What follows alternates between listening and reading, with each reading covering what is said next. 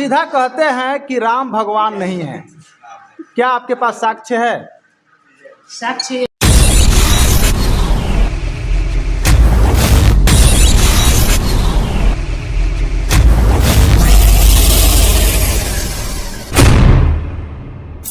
आप सीधा कहते हैं कि राम भगवान नहीं है, क्या आपके पास साक्ष्य है?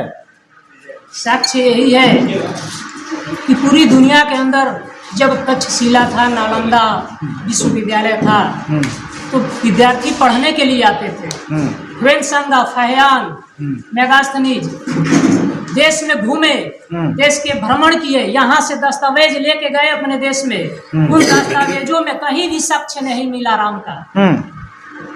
जब कहा जाता है कि राम जी लंका में जाके रावण को मारे, 1 लाख लड़के को मारे, 1.25 लाख नाती को मारे, लंका वालों से पूछो तो कहता है कि हमारे यहाँ कोई राम रावण युद्ध नहीं हुआ है, न यहाँ कोई सोने का लंका है, न यहाँ कोई राजा रावण था, सब कबीला थे, सब खानाबदोश लोग थे। तो फिर ये कहानी उत्तर भारत में या भारत में क्यों प्रचलित है? ये थोपा गया, ये बताया गया, ये कहानी गढ़ी गई।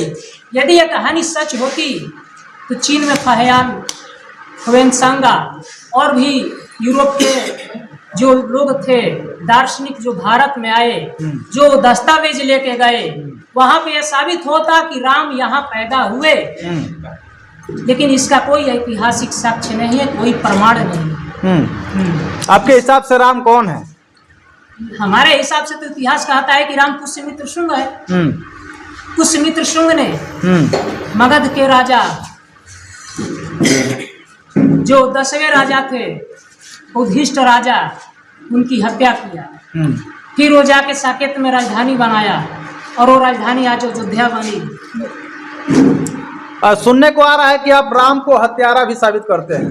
तो राम ने हत्या किया, अपने भाई लक्ष्मण को नहीं छोड़ा, जो छोटे जाति के अपने समाज के लोगों के लिए जो शिक्षा दे रहे थे, जो व्यक्ति उस समय दे रहे थे, उनकी भी हत्या कर दी गई, केवल इसलिए कि ब्राह्मण का लड़का बीमार है।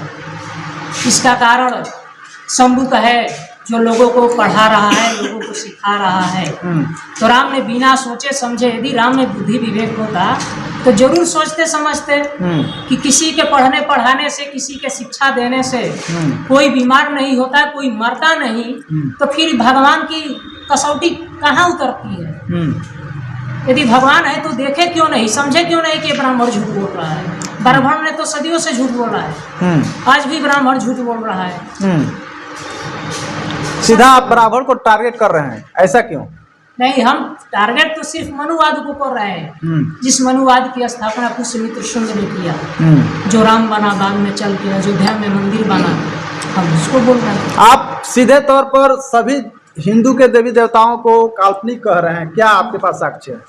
साक्ष्य ये है कि कोई मेढक से पैदा हुआ, कोई हिरनी से पैदा हुआ, किसी का सवारी चूहा है, किसी का सवारी उल्लू है। अब बताइए, जहाँ रॉकेट उड़ रहा है, जहाँ बड़े बड़े जहाज मिनटों में कहाँ से कहाँ जा रहा है, वहाँ पर किसी को लक्ष्मी को बुलाने की जरूरत पड़ी तो उल्लू को जाएगी बैठकर। यदि उल्लू को जाएगी, दिन में जाना हो तो उल्लू को बेचारे को तो दिन में दिखाई नहीं पड़ेगा, वो तो अंधेरे में चलता है। अब चूहा पर गणेश जी को जाना है, बारिश का मौसम है, बाढ़ आ गया है हमारे बिहार में, अब चूहा पर कैसे गणेश जी जाएंगे? गणेश जी तो खुदे 2 कुंटल के है, 1 कुंटल का उनका पेट है, 1 कुंटल का उनका सर है। अब बताइए, इसका मतलब सारा भारत सारा काल्पनिक। इसका मतलब जितने लोग हिंदू देवी देवताओं को मानते हैं सभी लोग बेवकूफ हैं? सभी लोग बेवकूफ नहीं, उनके पास तार्किक बुद्धि नहीं है, उनके पास विवेक नहीं है सोचने के लिए, समझने के लिए कि सच क्या है। सच क्या है बताइए? सच तो यही है कि जो हम तथ्य के आधार पर देखते हैं, वैज्ञानिक ढंग से सोचते हैं, समझते हैं, और जो निकल के आता है, जो चीज़ें निकल के आती है वो सच है। मान लीजिए 1 मिनट उदाहरण हम देते हैं राम जी का। राम जी खीर से पैदा हुए, यही है ना? रामायण तो यही कहती है, रामचरितमानस यही कहती है कि राम जी खीर से पैदा हुए, हनुमान जी पसीने से पैदा हुए। हनुमान जी कैसे पैदा हुए ये नहीं बात बताएंगे। हनुमान जी के लड़के जो मुकुटध्वज था वो पसीने से पैदा हुआ, हम्म, कोई आंख से पैदा हो रहा है। दुनिया के अंदर कोई आंख से बच्चा पैदा होता है? बहुत से लोग बहुत से लड़कियों को देखते हैं, महिलाओं को देखते हैं, आंख से ही देखते हैं, तो क्या गर्भवती हो जाती है? बहुत से लोग विदेश में कमाने जाते हैं, तो क्या खीर नहीं खाती है घर में उनके बीवी बैठ के?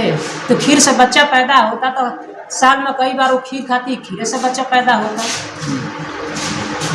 किसी का पसीना गिरता है, पसीने से बच्चा पैदा हो जाता है। ये क्या है? ये मजाक ही तो है। कथा कहानी के आधार भारत में क्या चीज़ है? भारत में ये कथा कहानी कौन सा जो काल्पनिक है, जिसका कोई साइंटिफिक आधार नहीं है? कथा कहानी ही धर्म है। आप किसको अपना भगवान मानते हैं? भगवान की बात करें तो सबसे पहले बुद्ध जी है। बुद्ध जी कैसे हैं? बुद्ध जी ऐसे है, यदि जो व्यक्ति अपने शब्द से किसी के अंदर इतना हृदय परिवर्तन कर दे, मन परिवर्तन कर दे। अंगुलीमाल डाकू क्या था? प्रसेनजीत के राज्य में कौशल के अंदर उसने प्रतिज्ञा कर लिया था कि 1000 आदमी को जब तक मारूंगा नहीं तब तक मैं चैन से नहीं बैठूंगा। 1000 आदमी की हत्या के लिए उसने प्रतिज्ञा कर रखी थी। उसको पकड़ने के लिए जिंदा या मुर्दा राजा प्रसेनजीत ने हथियार बंद सिपाही भेजे। वो सारे के सारे सिपाही अंगुलीमाल डाकू के एक आवाज पे उनकी घीघी बंध जाती थी, आवाज नहीं निकलती थी।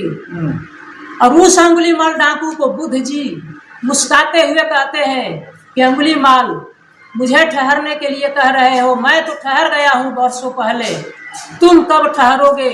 तुम्हें भी ठहरना है, समाज में वापस आना है, भाई के साथ मिल के रहना है, भाईचारा बनाना है, मानव जैसे रहना है, मनुष्य बनना है।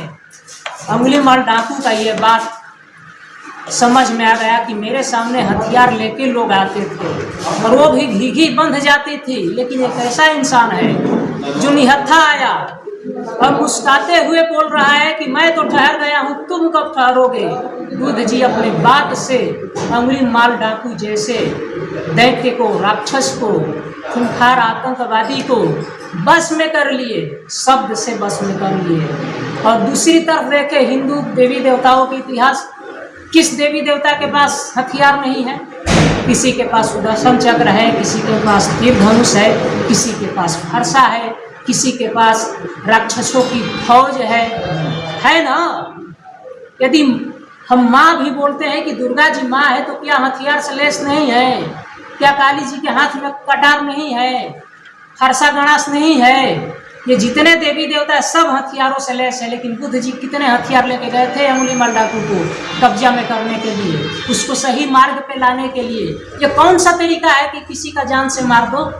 बुद्ध जी जान से मारे अंगुलीमाल डाकू को? नहीं, मन से उनका हृदय परिवर्तन कर दिया। इसीलिए साबित होता है कि बुद्ध जी भगवान है। अच्छा, उन बहुजनों के लिए आपका क्या संदेश रहेगा जो बहुजन समाज के लोग हैं, बैकवर्ड हैं, SC ST में आते हैं, लेकिन वो भी आज भी जय श्री राम कहते हैं, राम को अपना भगवान मान बैठे हैं, उनके लिए आपका क्या संदेश रहेगा? देखिए, हमारे लिए संदेश यही रहेगा कि आप पहले शिक्षित होइए, जानिए, समझिए, इतिहास को देखिए। यदि मैं थोड़ा इतिहास के अंदर अपना जाऊं तो इतिहास ये बताता है कि पुष्यमित्र शुंग ने बुद्धिस्ट राजा के हत्या करने के बाद अपने राज्य में घोषणा करवा दिया था कि जो बुद्धिस्टों का सर काट के लाएगा उसको एक मोहर देंगे, सोना की मोहर। तो उस समय सुबह सुबह हमें लोग डर के मारे जय श्री राम, जैसे मैंने राम राम कहते थे, सीताराम कहते थे डर के लिए। आज वही देश में हाल है कि जो बीजेपी का गुणगान नहीं करेगा, मोदी मोदी नहीं कहेगा, उसको अरेस्ट करवा लिया जाएगा, देशद्रोह का मुकदमा लगवा दिया जाएगा। सोनम वांगचुक ने क्या किया? देश के हित के लिए काम किया। सोनम वांगचुक को भी जेल में डाल दिया गया। सर, ये जाति कहाँ से आई? जाति के आधार पर ही तो ब्राह्मण मनुवाद राज कर रहा है, मनुवाद की उपज है। महात्मा फुले की किताब ही पढ़ लीजिए। उन बहुजनों के लिए आपका क्या संदेश रहेगा जो जय श्री राम करते हैं, जो श्री राम को अपना भगवान मानते हैं, उनके लिए आपका क्या संदेश रहेगा? श्री राम के जो भगवान मानते हैं, क्या श्री राम जी ने उनको पढ़ने लिखने का का हक दिया, उनको स्वतंत्रता दिया। हमने तो सुना है अपने बाप दादाओं से इतिहास में, वेद शास्त्रों के अंदर, कि यदि बहुजन कहीं पर मंत्र सुन ले तो कान में शीशा पिघला के डाल दिया जाता था। यदि वेद शास्त्र का कोई जाप कर ले तो जिह्वा काट ली जाती थी। गले के अंदर हांडी बांध लिया जाता था, पीछे कमर में झाड़ू, यदि कहीं थूके तो हांडी में थूके, यदि चल रहा रास्ते में तो उसके पैर के निशान मिट जाए झाड़ू से। ये मनुवाद था, लेकिन डॉक्टर भीमराव अंबेडकर ने इसे खत्म कर दिया संविधान के तौर पर। संविधान बहुजनों के लिए सबसे बड़ा हथियार है, और दुर्भाग्य की बात है कि बहुजन जय श्री राम के अंदर उलझा हुआ है। यदि जय श्री राम की जगह वो संविधान पढ़ता, अपने महापुरुषों को पढ़ता, महात्मा फुले को पढ़ता, अंबेडकर को पढ़ता, तो समझ में आ जाता कि हम गुलाम हैं।